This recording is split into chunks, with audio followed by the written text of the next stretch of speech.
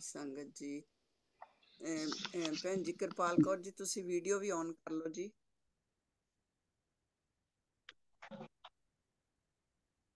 ਜੀ ਅੱਜ ਦੀ ਸਾਡੀ ਟਾਕ ਹੈ ਅਰਦਾਸ ਦੀ ਮਹੱਤਤਾ। ਸਾਡੇ ਵਿੱਚ ਭੈਣ ਜੀ ਕਿਰਪਾਲ ਕੌਰ ਜੀ ਅੱਜ ਸਾਡੇ ਸਪੀਕਰ ਹੋਣਗੇ ਜੀ, ਜਿਵੇਂ ਰਾਜੇ ਨੇ ਦੱਸ ਹੀ ਦਿੱਤਾ। ਭੈਣ ਜੀ ਸਾਡੇ ਬਹੁਤ ਹੀ ਸਤਿਕਾਰਯੋਗ ਨਿਆਗਰਾ ਫਾਲ ਟੋਰਾਂਟੋ ਨੂੰ ਬਿਲੋਂਗ ਕਰਦੇ ਆ ਜੀ, ਇੱਥੇ ਰਹਿੰਦੇ ਆ। ਤੇ ਪਿੱਛੋਂ ਜੇ ਇਹਨਾਂ ਦਾ ਪਿਛੋਕੜ ਦੇਖਿਆ ਜਾਵੇ ਤਾਂ ਇਹ ਕੋਟਲਾ ਨਿਹੰਗ ਖਾਂ ਜ਼ਿਲ੍ਹਾ ਰੋਪੜ ਦੇ ਵਿੱਚ ਜਿਹੜਾ ਗੁਰੂ ਸਾਹਿਬ ਦੀ ਵਰਸਾਈ ਧਰਤੀ ਹੈ, ਤੇ ਜਿੱਥੇ ਉਹਨਾਂ ਦੇ ਗੁਰੂ ਸਾਹਿਬ ਦੀ ਚਰਨ ਛੋਹ ਪ੍ਰਾਪਤ ਧਰਤੀ ਆ, ਉੱਥੋਂ ਦੇ ਜੰਮਪਾਲਾ। ਤੇ ਇਹਨਾਂ ਨੂੰ ਜਿਹੜੀ ਧਾਰਮਿਕ ਗੁੜਤੀ ਆ ਉਹ ਬਚਪਨ ਦੇ ਵਿੱਚ ਹੀ ਮਿਲੀ ਸੀਗੀ, ਕਹਿ ਲਓ। ਤੇ ਇਹਨਾਂ ਦੀ ਉਹ ਧਾਰਮਿਕ ਬਿਰਤੀ ਸੀ, ਤੇ ਘਰੇਲੂ ਜਿਵੇਂ ਆਪਾਂ ਪਰਿਵਾਰਕ ਜ਼ਿੰਮੇਵਾਰੀਆਂ ਕਾਰਨ ਉਸ ਪਾਸੇ ਬਹੁਤਾ ਧਿਆਨ ਨਹੀਂ ਦੇਈਦਾ। ਪਰ ਜਦੋਂ ਇਹ ਇਸ ਮੁਲਕ ਦੇ ਵਿੱਚ ਆ ਕੇ ਇੱਥੇ ਵੀ ਇਹਨਾਂ ਨੇ ਕਾਫੀ ਕੰਮ ਕੀਤਾ। ਇਹ ਰਾਈਟਰ ਸੀ, ਇਹ ਸਮਾਜਿਕ ਕਹਾਣੀਆਂ ਕਵਿਤਾਵਾਂ ਲਿਖਦੇ ਹੁੰਦੇ ਸੀਗੇ। ਪਰ ਜਿਉਂ ਇਹਨਾਂ ਨੂੰ ਗੁਰਦੁਆਰਾ ਸਾਹਿਬ ਜਾਂਦਿਆਂ ਪਾਠ ਕਰਦਿਆਂ ਤੇ ਹੌਲੀ ਹੌਲੀ ਗੁਰੂ ਮਹਾਰਾਜ ਨੇ ਇਸ ਤਰ੍ਹਾਂ ਦੀ ਸੋਝੀ ਬਖਸ਼ੀ ਕਿ ਇਹਨਾਂ ਦੇ ਅੰਦਰ ਵੈਰਾਗ ਉਤਪੰਨ ਹੋਇਆ, ਤੇ ਇਹਨਾਂ ਦੇ ਮਨ ਦੇ ਵਿੱਚ ਬਹੁਤ ਸਾਰੇ ਸਵਾਲ ਉੱਠੇ ਕਿ ਅਸੀਂ ਕੀ ਆ, ਅਸੀਂ ਕਿੱਥੋਂ ਆਏ ਆ, ਅਸੀਂ ਕਿੱਥੇ ਜਾਣਾ ਆ, ਸਾਨੂੰ ਕਿਸ ਪਰਪਸ ਲਈ ਪਰਮਾਤਮਾ ਨੇ ਇਸ ਦੁਨੀਆ ਦੇ ਵਿੱਚ ਭੇਜਿਆ, ਤੇ ਮਨ ਕੀ ਆ, ਬੁੱਧੀ ਕੀ ਆ, ਆਤਮਾ ਕੀ ਆ। ਇਸ ਤਰ੍ਹਾਂ ਦੇ ਜਦੋਂ ਸਵਾਲ ਇਹਨਾਂ ਦੇ ਅੰਦਰੋਂ ਹੀ ਜਿਹੜੇ ਸੀ ਉਤਪੰਨ ਹੋਏ, ਤੇ ਇਹਨਾਂ ਨੇ ਬਹੁਤ ਸਾਰੇ ਕਥਾਵਾਚਕਾਂ ਦੇ ਮਗਰ ਜਾਂ ਕੀਰਤਨ ਕਰਨ ਵਾਲਿਆਂ ਦੇ ਮਗਰ ਉਹਨਾਂ ਨੂੰ ਪੁੱਛਣਾ ਸ਼ੁਰੂ ਕੀਤਾ। ਉੱਥੇ ਗੁਰੂ ਘਰ ਦੇ ਵਿੱਚ ਇਸ ਤਰ੍ਹਾਂ ਦੇ ਸਵਾਲਾਂ ਦੇ ਜਵਾਬ ਲੱਭਣੇ ਸ਼ੁਰੂ ਕੀਤੇ, ਪਰ ਇਹਨਾਂ ਨੂੰ ਕਿਤੋਂ ਵੀ ਤਸੱਲੀ ਬਖਸ਼ ਜਵਾਬ ਨਹੀਂ ਮਿਲਿਆ, ਜਿਵੇਂ ਇਹਨਾਂ ਨੇ ਦੱਸਿਆ ਸੀ। ਤੇ ਫਿਰ ਗੁਰੂ ਮਹਾਰਾਜ ਨੇ ਇਹਨਾਂ ਨੂੰ ਆਪ ਹੀ ਸੋਝੀ ਅੰਦਰੋਂ ਬਖਸ਼ੀ। ਅੰਦਰੋਂ ਇਹਨਾਂ ਨੂੰ ਉਹਨਾਂ ਸਵਾਲਾਂ ਦੇ ਜਵਾਬ ਆਉਣੇ ਸ਼ੁਰੂ ਹੋ ਗਏ। ਤੇ ਜਦੋਂ ਇਹਨਾਂ ਨੂੰ ਅੰਦਰੋਂ ਸਵਾਲਾਂ ਦੇ ਜਵਾਬ ਆਏ, ਤੇ ਉਹ ਇਹ ਭੈਣ ਜੀ ਦੱਸਦੇ ਆ ਕਿ ਉਦੋਂ ਕੋਵਿਡ ਦਾ ਜ਼ਮਾਨਾ ਆ ਗਿਆ ਸੀ, ਕੋਵਿਡ ਦਾ ਸਮਾਂ ਸੀ। ਤੇ ਜਿਵੇਂ ਆਪਾਂ ਨੂੰ ਕੋਈ ਚੀਜ਼ ਲੱਭਦੀ ਆ ਤਾਂ ਆਪਾਂ ਦਾ ਦਿਲ ਕਰਦਾ ਹੁੰਦਾ ਕਿ ਦੂਜਿਆਂ ਨਾਲ ਵੀ ਸਾਂਝੀ ਕਰੀਏ ਨਾ। ਕੋਈ ਸਾਨੂੰ ਗਿਆਨ ਪ੍ਰਾਪਤ ਹੁੰਦਾ, ਕੋਈ ਸਾਨੂੰ ਕੁਛ ਵੀ ਪਤਾ ਲੱਗਦਾ ਆ, ਕੋਈ ਨਵੀਂ ਚੀਜ਼, ਤੇ ਅਸੀਂ ਕਹੀਦਾ ਕਿ ਕਿਸੇ ਨੂੰ ਦੱਸੀਏ। ਤੇ ਇਹਨਾਂ ਨੇ ਫਿਰ ਕੀ ਕੀਤਾ, ਇਹਨਾਂ ਨੇ ਕਿਸੇ ਨਾਲ ਸਾਂਝੀ ਕਰ ਨਹੀਂ ਸੀ ਸਕਦੇ, ਕਿਉਂਕਿ ਗੁਰੂ ਘਰ ਵੀ ਬੰਦ ਹੋ ਗਏ ਸੀ, ਭਾਵੇਂ ਉੱਥੇ ਸੁਖਮਨੀ ਸਾਹਿਬ ਦਾ ਪਾਠ ਦੀ ਸੇਵਾ ਇਹਨਾਂ ਦੀ ਸੀਗੀ ਗੁਰੂ ਘਰ ਦੇ ਵਿੱਚ। ਤੇ ਫਿਰ ਇਹਨਾਂ ਨੇ ਉਹ ਲਿਖਣਾ ਸ਼ੁਰੂ ਕੀਤਾ, ਕਿਉਂਕਿ ਲੇਖਕ ਤਾਂ ਪਹਿਲਾਂ ਹੀ ਸੀਗੇ, ਤੇ ਇਹ ਸਮਾਜਿਕ ਜਿਹੜੀਆਂ ਕਹਾਣੀਆਂ ਕਵਿਤਾਵਾਂ ਸਮਾਜ ਲਈ ਗੱਲਾਂ ਲਿਖਦੇ ਹੁੰਦੇ ਸੀਗੇ। ਫਿਰ ਇਹਨਾਂ ਨੇ ਉਹਨਾਂ ਨੂੰ ਲਿਖਣਾ ਸ਼ੁਰੂ ਕਰ ਦਿੱਤਾ। ਤੇ ਲਿਖਦਿਆਂ ਲਿਖਦਿਆਂ ਕੋਵਿਡ ਦੇ ਸਮੇਂ ਦੇ ਵਿੱਚ ਹੀ ਜਦੋਂ ਇਹਨਾਂ ਦੇ ਕਿਤਾਬਾਂ ਜਿੰਨੇ ਆਰਟੀਕਲ ਤਿਆਰ ਹੋ ਗਏ ਇਸ ਪਰਮਾਰਥ ਦੇ ਮਾਰਗ ਤੇ ਤੁਰਦਿਆਂ ਤੁਰਦਿਆਂ, ਤਾਂ ਫਿਰ ਉਹਦੀ ਕਿਤਾਬ ਇਹਨਾਂ ਨੇ ਕੋਵਿਡ ਦੇ ਸਮੇਂ ਦੇ ਵਿੱਚ ਹੀ ਛਪਾਈ। ਪਹਿਲੀ ਕਿਤਾਬ ਇਹਨਾਂ ਦੀ ਆਈ ਜਗਿਆਸਾ।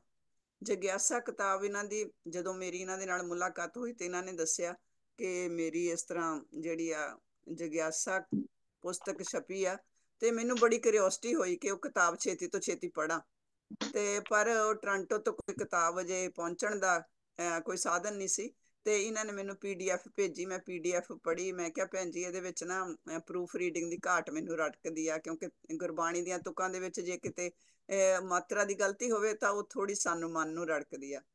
ਪਰ ਇਹਨਾਂ ਨੇ ਜਿਵੇਂ ਦੱਸਿਆ ਕਿ ਅਸੀਂ ਕੋਵਿਡ ਦੇ ਸਮੇਂ 'ਚ ਛਪਾਈ ਸੀ, ਤੇ ਮੈਂ ਪਬਲਿਸ਼ਰ ਨੂੰ ਮਿਲ ਵੀ ਨਹੀਂ ਸਕੀ।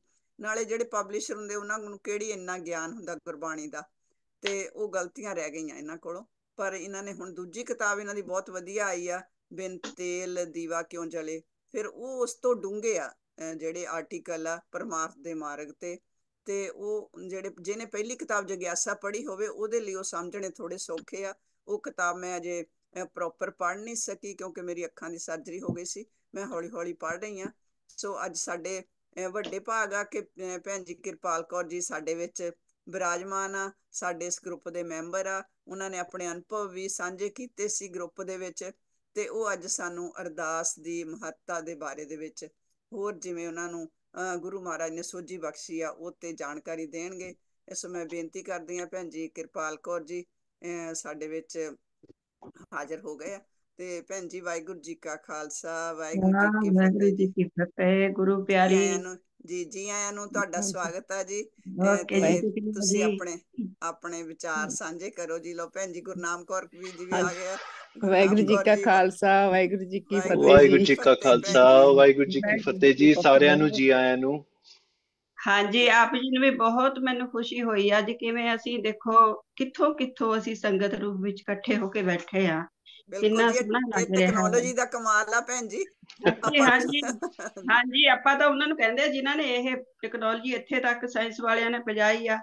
जी, ਦੇਖੋ ਉਹਨਾਂ ਦੀ ਕਿੰਨੀ ਕੁਰਬਾਨੀ ਹੈ ਹਨਾ। ਉਹਨਾਂ ਇੰਡੀਆ ਦਾ ਵੀ ਤੋਂ ਵੀ ਧੰਨਵਾਦ ਜੀ। ਇਧਰੋਂ ਵੀ ਸਾਰੇ ਪਾਸਿਓਂ ਤਾਂ ਆਪਾਂ ਇਕੱਠੇ ਹੋ ਕੇ ਅੱਜ ਬੈਠੇ ਆ ਸੰਗਤ ਰੂਪ ਵਿੱਚ, ਬਹੁਤ ਵਧੀਆ ਲੱਗ ਰਿਹਾ ਹੈ। ਜੀ ਹਾਂ, ਮੇਰੀ ਆਵਾਜ਼ ਸੁਣਦੀ ਆ ਆਪ ਜੀ ਨੂੰ ਭੈਣ ਜੀ ਜੀ? ਹਾਂਜੀ ਬਿਲकुल ਹਾਂਜੀ। आ रही भैन जी। ਅੱਛਾ ਜੀ। ਵੀਡੀਓ ਵੀ ਠੀਕ ਆ ਜੀ, ਆਡੀਓ ਵੀ ਠੀਕ ਆ। ਹਾਂਜੀ, ਤੁਸੀਂ ਵਿਚਾਰ ਸਾਂਝੇ ਕਰੋ ਜੀ। ਬਹੁਤ ਓਕੇ ਜੀ, ਚੰਗਾ ਜੀ, ਸ਼ੁਕਰੀਆ। ਮੈਂ ਜੀ ਜਿੱਦਾਂ ਭੈਣ ਜੀ ਨੇ ਹੁਣੇ ਹੁਣੇ ਦੱਸਿਆ ਸੀ, ਇਹ ਦੂਜੀ ਕਿਤਾਬ ਬਿਨ ਤੇਲ ਦੀਵਾ ਕਿਉਂ ਜਲੇ। ਮੈਂ ਪਹਿਲਾਂ ਇਹਨਾਂ ਨੇ ਭਾਈ ਸਾਹਿਬ ਬਲਰਾਜ ਸਿੰਘ ਜੀ ਨੇ ਮੈਨੂੰ ਕਿਹਾ ਸੀਗਾ ਬਈ ਕਿਸੇ ਸ਼ਨੀਵਾਰ ਨੂੰ ਤੁਸੀਂ ਕੋਈ ਰੱਖਿਓ ਆਪਣਾ ਟੌਪਿਕ, ਤਾਂ ਮੈਂ ਫਿਰ ਪਹਿਲਾਂ ਚੁਣਿਆ ਸੀ ਬਿਨ ਤੇਲ ਦੀਵਾ ਕਿਉਂ ਜਲੇ, ਕਿਉਂਕਿ ਮੇਰੀ ਕਿਤਾਬ ਦਾ ਹੈਗਾ ਇਹ। ਇਸ ਕਰਕੇ ਮੈਂ ਕਿਹਾ ਵੀ ਚਲੋ ਮੈਂ ਇਹੀ ਲੈ ਲੈਂਦੀ ਹਾਂ, ਇਹਦੀ ਮੈਂ ਵਿਆਖਿਆ ਕਰਦੀ ਹਾਂ। ਪਰ ਨਹੀਂ, ਫਿਰ ਮੈਂ ਇਹ ਥੋੜੀ ਜਿਹੀ ਡੀਪ ਆ, ਜੀ ਪਰ ਮੈਂ ਫਿਰ ਸੋਚਿਆ ਵੀ ਜਦੋਂ ਅਸੀਂ ਸਾਰੇ ਕੰਮ ਅਰਦਾਸ ਤੋਂ ਸ਼ੁਰੂ ਕਰਦੇ ਆ, ਫਿਰ ਅੱਜ ਦਾ ਟੌਪਿਕ ਵੀ ਕਿਉਂ ਅਰਦਾਸ ਤੋਂ ਨਾ ਸ਼ੁਰੂ ਕਰੀਏ। ਇਸ ਬਿਲकुल ਕਰਕੇ ਮੈਂ ਅੱਜ ਅਰਦਾਸ ਲਿਆ ਜੀ। ਇਹ ਮੇਰੇ ਵਿਚਾਰ ਆ ਜੀ। ਇਸ ਕਰਕੇ ਆਪ ਜੀ ਨੂੰ ਕਿਵੇਂ ਲੱਗੂਗੇ ਇਹ ਤਾਂ ਹੁਣ ਬਾਅਦ ਵਿੱਚ ਪਤਾ ਲੱਗ ਸਕਦਾ, ਪਰ ਮੈਂ ਆਪਣੇ ਵੱਲੋਂ ਜੋ ਮੈਨੂੰ ਮਤਲਬ ਕਿ ਪਰਮਾਤਮਾ ਵੱਲੋਂ ਜੋ ਸੋਝੀ ਮੈਨੂੰ ਮਿਲੀ, ਜਿਸ ਹਿਸਾਬ ਨਾਲ ਮੈਂ ਦੁਨੀਆ 'ਚ ਦੇਖ ਰਹੀ ਹਾਂ ਅਰਦਾਸ ਦੀ, ਅਸੀਂ ਆਪਣੇ ਲਈ, ਸਾਡੇ ਜੀਵਨ ਲਈ ਅਰਦਾਸ ਦੀ ਕਿੰਨੀ ਮਹੱਤਤਾ ਹੈ, ਅਸੀਂ ਇਹਦੇ ਬਾਰੇ ਅੱਜ ਗੱਲ ਕਰਾਂਗੇ ਜੀ। ਸੋ ਸਾਰੀ ਸ੍ਰਿਸ਼ਟੀ ਦੀ ਰਚਨਾ ਕਰਨ ਵਾਲੇ ਉਸ ਮਾਲਕ, ਉਸ ਅਕਾਲ ਪੁਰਖ ਅੱਗੇ ਸਮਰਪਿਤ ਹੋ ਕੇ ਜੋਦੜੀ ਕਰਨੀ, ਇਸ ਨੂੰ ਅਸੀਂ ਅਰਦਾਸ ਕਹਿੰਦੇ ਹਾਂ ਜੀ। ਸਾਰੇ ਹੀ ਜਿੰਨੇ ਵੀ ਇਸ ਬ੍ਰਹਿਮੰਡ ਵਿੱਚ ਕਿੰਨੇ ਬ੍ਰਹਿਮੰਡਾਂ, ਲੱਖਾਂ ਕਰੋੜਾਂ, ਜਿੰਨੇ ਵੀ ਦੁਨੀਆ ਪਰਮਾਤਮਾ ਨੇ ਜੋ ਸਾਜੀ ਹੈ, ਸਾਰੇ ਹੀ ਉਸ ਵਾਹਿਗੁਰੂ ਅੱਗੇ ਅਰਦਾਸ ਕਰਦੇ ਆ, ਹਰੇਕ ਭਾਸ਼ਾ ਵਿੱਚ ਤੇ ਹਰੇਕ ਧਰਮ ਵਿੱਚ ਇਸ ਦੇ ਨਾਮ ਵੱਖਰੇ ਵੱਖਰੇ ਹਨ। ਤੇ ਸਿੱਖਾਂ ਲਈ, ਸਾਡੇ ਲਈ ਹਰ ਸਮੇਂ, ਭਾਵ ਜਨਮ ਤੋਂ ਲੈ ਕੇ ਮਰਨ ਤੱਕ, ਮੌਤ ਤੱਕ, ਸਾਡੇ ਜੋ ਵੀ ਕਾਰਜ ਹੁੰਦੇ ਆ ਇੱਕ ਮਨੁੱਖ ਦੇ ਸਿੱਖੀ ਵਿੱਚ, ਉਹ ਅਰਦਾਸ ਕਰਨ ਨਾਲ ਹੀ ਸੰਪੂਰਨ ਹੁੰਦੇ ਹਨ। ਪਰਮਾਤਮਾ ਨੂੰ ਹਰ ਥਾਂ ਤੇ ਹਾਜ਼ਰ ਨਾਜ਼ਰ ਜਾਣ ਕੇ ਅਸੀਂ ਜਿੱਥੇ ਵੀ ਹੋਈਏ ਉੱਥੇ ਅਰਦਾਸ ਕਰ ਸਕਦੇ ਹਾਂ। ਜ਼ਰੂਰੀ ਨਹੀਂ ਕਿ ਅਸੀਂ ਗੁਰਦੁਆਰੇ ਜਾ ਕੇ ਹੀ ਅਰਦਾਸ ਕਰਨੀ ਹੈ। ਅਸੰਖਾਂ ਜਨਮਾਂ ਤੋਂ ਅਕਾਲ ਪੁਰਖ ਨਾਲ ਵਿਛੜੀ ਜੀਵ ਆਤਮਾ ਇੱਕ ਅਰਦਾਸ ਦੇ ਜ਼ਰੀਏ ਹੀ ਪਰਮਾਤਮਾ ਨਾਲ ਆਪਣੀ ਕੰਢ ਪਾ ਕੇ ਰੱਖ ਸਕਦੀ ਹੈ। ਗੁਰੂ ਰਾਮਦਾਸ ਜੀ ਫਰਮਾਉਂਦੇ ਹਨ, ਚਿਰੀ ਵਿਛੁਨਾ ਮੇਲ ਪ੍ਰਭ ਮੈਂ ਮਨ ਤਨ ਵੱਡੜੀ ਆਸ, ਗੁਰ ਭਾਵੇ ਸੁਣ ਬੇਨਤੀ ਜਾਂ ਨਾਨਕ ਕੀ ਅਰਦਾਸ। ਅਰਦਾਸ 4 ਅੱਖਰਾਂ ਤੋਂ ਬਣਿਆ ਇੱਕ ਸ਼ਬਦ ਹੈ, ਜਿਹਦੇ ਵਿੱਚ ਵੱਡਾ ਭੇਦ ਛਿਪਿਆ ਹੋਇਆ ਹੈ। ਵਿਦਵਾਨਾਂ ਨੇ ਇਹਨਾਂ 4 ਅੱਖਰਾਂ ਦੀ ਵਿਆਖਿਆ ਇਵੇਂ ਕੀਤੀ ਹੈ, ਆੜਾ ਅੰਤਰਜਾਮੀ। ਜਿਹਦੇ ਕੋਲ ਅਸੀਂ ਅਰਦਾਸ ਕਰਨ ਆਏ ਹਨ, ਉਹ ਪਰਮਾਤਮਾ ਅੰਤਰਜਾਮੀ ਹੈ। ਉਹ ਸਾਡੇ ਅੰਦਰਲੇ ਮਨ ਭਾਵਾਂ ਤੋਂ ਪੂਰੀ ਤਰ੍ਹਾਂ ਜਾਣੀ ਜਾਣ ਹੈ। ਸੋ ਭਾਵੇਂ ਅਸੀਂ ਬੋਲ ਕੇ ਅਰਦਾਸ ਕਰੀਏ, ਭਾਵੇਂ ਚੁੱਪਚਾਪ ਅਰਦਾਸ ਕਰੀਏ, ਉਹ ਸਾਡੀ ਅਰਦਾਸ ਹਰ ਵੇਲੇ ਹਰ ਥਾਂ ਤੇ ਜ਼ਰੂਰ ਸੁਣਦਾ ਹੈ ਜੀ। ਦੂਜਾ ਅੱਖਰ ਹੈ ਜੀ ਰਾਰਾ। ਰਾਰਾ ਤੋਂ ਰਖਵਾਲਾ, ਉਹ ਹਰ ਹਾਲ ਵਿੱਚ ਸਾਡੀ ਰੱਖਿਆ ਕਰਨ ਵਾਲਾ ਹੈ, ਕਿਉਂਕਿ ਸਾਨੂੰ ਉਸਨੇ ਜੀਵਨ ਦੇ ਕੇ ਸੰਸਾਰ 'ਚ ਭੇਜਿਆ ਹੈ। ਉਹੀ ਸਾਡੀ ਇਸ ਲੋਕ ਵਿੱਚ ਰੱਖਿਆ ਕਰਦਾ ਹੈ, ਉਹੀ ਸਾਡੀ ਪਰਲੋਕ ਵਿੱਚ ਵੀ ਰੱਖਿਆ ਕਰੇਗਾ। ਤੀਜਾ ਅੱਖਰ ਹੈਗਾ ਜੀ ਦਾਤਾਰ। ਸਾਨੂੰ ਸਰੀਰ ਦੀ ਦਾਤ ਤੋਂ ਲੈ ਕੇ ਸਰੀਰ ਦੀਆਂ ਜ਼ਰੂਰਤਾਂ ਲਈ ਜੋ ਦਾਤਾਂ ਪ੍ਰਾਪਤ ਹਨ, ਉਹਨਾਂ ਨੂੰ ਦੇਣ ਵਾਲਾ ਉਹ ਪਰਮਾਤਮਾ ਹੈ। ਅੱਗੋਂ ਲਈ ਵੀ ਅਸੀਂ ਅਰਦਾਸ ਕਰਕੇ ਉਹਦੇ ਕੋਲੋਂ ਮੰਗ ਸਕਦੇ ਹਾਂ। ਚੌਥਾ ਅੱਖਰ ਹੈਗਾ ਜੀ ਸੱਸਾ। ਸੱਸਾ ਤੋਂ ਸਹਾਰਾ। ਸਹਾਰਾ ਭਾਵ ਕਿ ਹਰੇਕ ਥਾਂ ਉੱਤੇ, ਹਰੇਕ ਹਾਲਾਤ ਵਿੱਚ ਇੱਕ ਪਰਮਾਤਮਾ ਹੀ ਹੈ ਜੋ ਸਾਨੂੰ ਸਹਾਰਾ ਦਿੰਦਾ ਹੈ। ਜਦੋਂ ਮਨੁੱਖ ਨੂੰ ਦੁਨੀਆ ਵਿੱਚ ਕਿਸੇ ਤੋਂ ਸਹਾਰਾ ਨਾ ਮਿਲੇ, ਤਾਂ ਪਰਮਾਤਮਾ ਅੱਗੇ ਅਰਦਾਸ ਕਰਦਾ ਹੈ, ਫਿਰ ਉਸਦੀ ਅਰਦਾਸ ਸੁਣੀ ਜਾਂਦੀ ਹੈ, ਉਸਨੂੰ ਪਰਮਾਤਮਾ ਦਾ ਸਹਾਰਾ ਮਿਲ ਜਾਂਦਾ ਹੈ। ਜਦੋਂ ਸਾਨੂੰ ਇਹ ਵਿਸ਼ਵਾਸ ਹੋ ਗਿਆ ਕਿ ਸਾਡਾ ਸਭ ਕੁਝ ਉਹਦਾ ਆਪਣਾ ਹੈ, ਅਸੀਂ ਅਰਦਾਸ ਕਰਦੇ ਹਾਂ। ਅਰਦਾਸ ਵਿੱਚ ਕਹਿੰਦੇ ਹਾਂ, ਜਿਉ ਪਿੰਡ ਸਭ ਤੇਰੀ ਰਾਸ, ਤੂੰ ਮਾਤ ਪਿਤਾ ਹਮ ਬਾਰਕ ਤੇਰੇ। ਤੇ ਅਸੀਂ ਇਹ ਗੱਲ ਪੂਰੀ ਤਰ੍ਹਾਂ ਮੰਨ ਲੈਂਦੇ ਹਾਂ ਕਿ ਉਸ ਤੋਂ ਬਿਨਾਂ ਤਾਂ ਸਾਡੀ ਹੋਂਦ ਹੀ ਨਹੀਂ। ਫਿਰ ਇੱਕ ਅਰਦਾਸ ਸ਼ਬਦ ਵਿੱਚ ਕਿੰਨੀ ਤਾਕਤ ਹੋ ਸਕਦੀ ਹੈ, ਇੱਥੇ ਇਸ ਨੂੰ ਸਮਝਣ ਦੀ ਜ਼ਰੂਰਤ ਹੈ। ਸੰਸਾਰ 'ਚ ਆ ਕੇ ਮਨੁੱਖ ਆਪਣੇ ਜੀਵਨ ਦੀ ਰੱਖਿਆ ਲਈ ਆਪਣੇ ਸੰਜੋਗੀਆਂ ਦਾ ਸਹਾਰਾ ਲੈਂਦਾ ਹੈ। ਜਿਵੇਂ ਛੋਟੇ ਬੱਚੇ ਨੂੰ ਮਾਂ ਬਾਪ ਦਾ ਸਹਾਰਾ ਹੁੰਦਾ ਹੈ, ਭੈਣ ਭਰਾ ਪਤੀ ਪਤਨੀ ਆਦਿ ਰਿਸ਼ਤੇ ਜ਼ਿੰਦਗੀ 'ਚ ਇੱਕ ਦੂਜੇ ਦਾ ਸਹਾਰਾ ਬਣਦੇ ਹਨ। ਮਨੁੱਖ ਦੀ ਬਿਰਧ ਅਵਸਥਾ ਵਿੱਚ ਉਸਦੀ ਆਪਣੀ ਔਲਾਦ ਉਸਦਾ ਸਹਾਰਾ ਬਣ ਜਾਂਦੀ ਹੈ, ਪਰੰਤੂ ਇਹ ਸਭ ਗੱਲਾਂ ਸੰਸਾਰੀ ਹਨ, ਰਿਸ਼ਤਿਆਂ ਦੀਆਂ ਗੱਲਾਂ ਹਨ। ਪਰ ਮਨੁੱਖ ਨੂੰ ਅਸਲ ਸਹਾਰਾ ਤਾਂ ਕਿਸਦਾ ਹੈ, ਇਹ ਅਸੀਂ ਘੱਟ ਸੋਚਦੇ ਹਾਂ। ਸੋਚਣ ਵਾਲੀ ਸਭ ਤੋਂ ਪਹਿਲਾਂ ਗੱਲ ਇਹ ਹੈ ਕਿ ਸੰਸਾਰ ਵਿੱਚ ਜਨਮ ਲੈਣ ਤੋਂ ਪਹਿਲਾਂ ਮਾਂ ਦੇ ਪੇਟ ਵਿੱਚ ਬੱਚੇ ਨੂੰ ਕਿਸ ਦਾ ਸਹਾਰਾ ਹੁੰਦਾ ਹੈ। ਬੱਚਾ ਮਾਂ ਦੇ ਪੇਟ ਵਿੱਚ ਜ਼ਰੂਰ ਹੁੰਦਾ ਹੈ, ਪਰ ਮਾਂ ਪੇਟ ਦੇ ਅੰਦਰ ਜਾ ਕੇ ਕੁਝ ਨਹੀਂ ਕਰਦੀ। ਬੱਚੇ ਦਾ ਪਾਲਣ ਪੋਸ਼ਣ ਉਹ ਅਦਿੱਖ ਸ਼ਕਤੀ ਹੀ ਕਰਦੀ ਹੈ, ਜਿਸ ਨੂੰ ਅਸੀਂ ਪਰਮਾਤਮਾ ਕਹਿੰਦੇ ਹਾਂ। ਇਸ ਗੱਲ ਤੋਂ ਸਾਨੂੰ ਸਾਰਿਆਂ ਨੂੰ ਪਹਿਲਾਂ ਸਬਕ ਇਹ ਮਿਲ ਜਾਂਦਾ ਹੈ ਕਿ ਉਹੀ ਸਾਡੀ ਸਾਰਿਆਂ ਦਾ ਪ੍ਰਤੀਪਾਲਕ ਹੈ। ਫਿਰ ਸਾਡੇ ਸੰਜੋਗੀ ਜਿਹੜੇ ਸਾਨੂੰ ਸਹਾਰਾ ਦਿੰਦੇ ਹਨ, ਉਹ ਵੀ ਤਾਂ ਪਰਮਾਤਮਾ ਨੇ ਹੀ ਮਿਲਾਇਆ ਹੈ। ਉਸ ਵਿੱਚ ਕਿਉਂਕਿ ਭੈਣ ਭਰਾ ਕੋਈ ਵੀ ਰਿਸ਼ਤਾ ਹੋਵੇ, ਸਾਡਾ ਬੱਚੇ ਵੀ ਉਸ ਮਰਜ਼ੀ ਨਾਲ ਸਾਡੇ ਨਾਲ ਉਹਦਾ ਰਿਸ਼ਤਾ ਨਹੀਂ ਬਣਦਾ, ਉਹ ਪਰਮਾਤਮਾ ਹੀ ਉਹਨਾਂ ਨਾਲ ਸਾਡਾ ਰਿਸ਼ਤਾ ਬਣਾਉਂਦਾ। ਕਿਉਂਕਿ ਅਗਲੇ ਪਿਛਲੇ ਪੂਰਬਲੇ ਕਰਮਾਂ ਦੇ ਜੋ ਹਿਸਾਬ ਕਿਤਾਬ ਹੁੰਦੇ ਆ, ਉਹ ਅਗਲੇ ਜਨਮ ਵਿੱਚ ਉਹਨਾਂ ਨੂੰ ਮਿਲਾ ਦਿੰਦਾ ਹੈ। ਫਿਰ ਉਹ ਹਿਸਾਬ ਕਿਤਾਬ ਪੂਰੇ ਕਰਨੇ ਹੁੰਦੇ ਆ, ਇਸ ਕਰਕੇ ਉਹ ਪਰਮਾਤਮਾ ਦੇ ਮਿਲਾਏ ਹੁੰਦੇ ਹਨ। ਗੁਰੂ ਅਮਰਦਾਸ ਜੀ ਫਰਮਾਉਂਦੇ ਹਨ, ਪਰਮ ਪਾਸ ਜਨ ਕੀ ਅਰਦਾਸ ਤੂੰ ਸੱਚਾ ਸਾਈਂ, ਤੂੰ ਰਖਵਾਲਾ ਸਦਾ ਸਦਾ ਹੋ ਤੁਧ ਧਿਆਈ। ਇਹ ਪੰਜਵੇਂ ਪਾਤਸ਼ਾਹ ਰਾਗ ਆਸਾ ਵਿੱਚ ਫਰਮਾਉਂਦੇ ਹਨ, ਤੁਧ ਆਗੇ ਅਰਦਾਸ ਹਮਾਰੀ, ਜੀਉ ਪਿੰਡ ਸਭ ਤੇਰਾ, ਕਹ ਨਾਨਕ ਸਭ ਤੇਰੀ ਵਡਿਆਈ, ਕੋਈ ਨਾਉ ਨਾ ਜਾਣੇ ਮੇਰਾ। ਆ ਸਾਰੇ ਦੁੱਖ ਸੁੱਖ ਜੋ ਸਾਡੇ ਹੈਗੇ ਆ ਜੀ, ਇਹ ਸਾਡੇ ਜੀਵਨ ਦੀ ਰਹਿਣੀ ਨਾਲ ਜੁੜੇ ਰਹਿੰਦੇ ਹਨ, ਕਿਉਂਕਿ ਸਾਡੇ ਵੱਲੋਂ ਕੀਤੇ ਕਰਮ ਹੀ ਇਹਨਾਂ ਦੇ ਕਾਰਨ ਬਣਦੇ ਹਨ। ਕਰਮਾਂ ਦੀ ਕਾਰ ਮਨੁੱਖ ਦੀ ਆਪਣੀ ਸੋਚ ਤੋਂ ਬਣਦੀ ਹੈ। ਜਿਵੇਂ ਦੀ ਮਨੁੱਖ ਦੀ ਸੋਚ ਹੋਵੇਗੀ, ਉਵੇਂ ਦੇ ਉਹ ਕਰਮ ਕਰੇਗਾ। ਜਿਵੇਂ ਦੇ ਕਰਮ ਕਰੇਗਾ, ਤਿਵੇਂ ਦੇ ਫਲ ਸਰੂਪ ਉਸਨੂੰ ਦੁੱਖਾਂ ਸੁੱਖਾਂ ਦੀ ਪ੍ਰਾਪਤੀ ਹੋਵੇਗੀ। ਗੁਰੂ ਨਾਨਕ ਦੇਵ ਜੀ ਫਰਮਾਉਂਦੇ ਹਨ, ਦੱਦੇ ਦੋਸ਼ ਨਾ ਦਊ ਕਿਸੇ, ਦੋਸ਼ ਕਰਮਾ ਆਪਣਿਆ, ਜੋ ਮੈਂ ਕੀਆ ਸੋ ਮੈਂ ਪਾਇਆ, ਦੋਸ਼ ਨਾ ਦੀਜੇ ਅਵਰ ਜਨਾ। ਜੇ ਐਨੀ ਗੱਲ ਸਾਡੀ ਸਮਝ ਵਿੱਚ ਆ ਜਾਵੇ ਤਾਂ ਇਹ ਜੀਵਨ ਰੂਪੀ ਬੇੜਾ ਸਹਿਜੇ ਇਸ ਸੰਸਾਰ ਭਵਜਲ ਤੋਂ ਪਾਰ ਹੋ ਸਕਦਾ ਹੈ। ਪਰੰਤੂ ਜੇ ਅਸੀਂ ਜਾਣਦੇ ਸਮਝਦੇ ਹੋਏ ਵੀ ਅਵਿਸਲੇ ਰਹਾਂਗੇ, ਤਾਂ ਫਿਰ ਅਸੀਂ ਆਪਣੇ ਇਸ ਬੇਸ਼ਕੀਮਤੀ ਜਨਮ ਨੂੰ ਵਿਅਰਥ ਗਵਾ ਕੇ ਸੰਸਾਰ ਸਾਗਰ ਵਿੱਚ ਗੋਤੇ ਖਾਂਦੇ ਰਹਾਂਗੇ, ਭਾਵ ਜਨਮ ਮਰਨ ਦੇ ਚੱਕਰ ਵਿੱਚ ਪਏ ਰਹਾਂਗੇ। ਇਹ ਸਾਰੇ ਚੱਕਰਵਿਊਹ ਤੋਂ ਮੁਕਤੀ ਪਾਉਣ ਲਈ ਗੁਰੂ ਦੀ ਬਾਣੀ ਸਾਨੂੰ ਪੁਕਾਰ ਕੇ ਕਹਿ ਰਹੀ ਹੈ ਕਿ ਗੁਰੂ ਦੀ ਸ਼ਰਨ ਵਿੱਚ ਆਓ, ਅਕਾਲ ਪੁਰਖ ਅੱਗੇ ਅਰਦਾਸ ਕਰਕੇ ਆਪਣੇ ਜੀਵਨ ਨੂੰ ਸਫਲਾ ਕਰੋ।